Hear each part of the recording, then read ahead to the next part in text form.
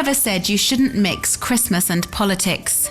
Well, it most certainly wasn't the American web users who've been posting comical videos online attacking the candidates for the 2012 presidential election. Here's a roundup of some of the best ones currently doing the rounds on sharing sites. This one is depicting Republican candidate Newt Gingrich as the famous children's story character, the Grinch.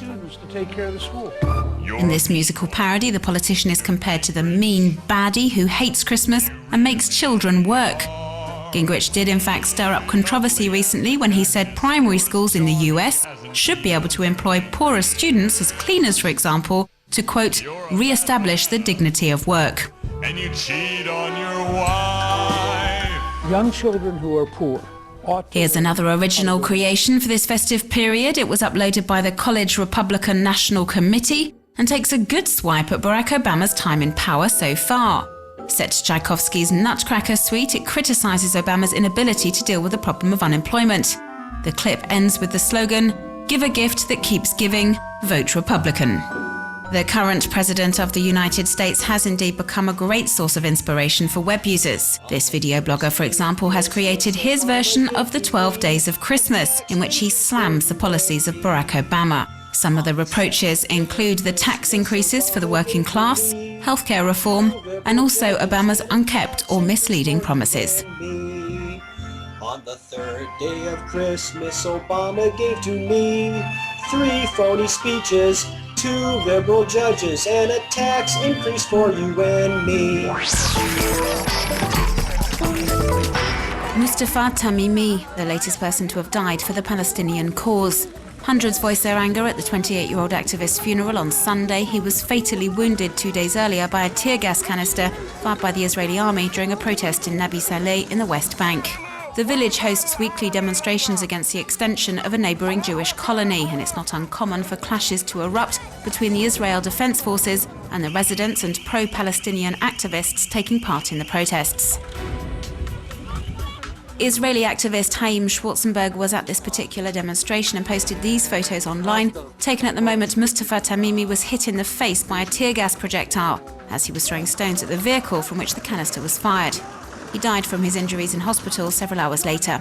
Other witnesses like Lina Al-Safin claim the officer deliberately aimed at the protester. And as Israeli NGO B'Tselem reminds us, this is strictly against army regulations. And so an inquiry's been launched and a number of Israeli soldiers have taken to Twitter in response to the outrage triggered by Mustafa Tamimi's death. Lieutenant Colonel Avital Leibovich has posted this photo of the deceased activist catapult, adding the demonstration was both violent and illegal. Major Peter Lerner has used the word fail to describe the activist's behaviour. In internet jargon, the fail tag is used to denote severe stupidity, and many web users are shocked by this choice of vocabulary. They feel it also reflects the Israeli army's indifference over the death of a Palestinian.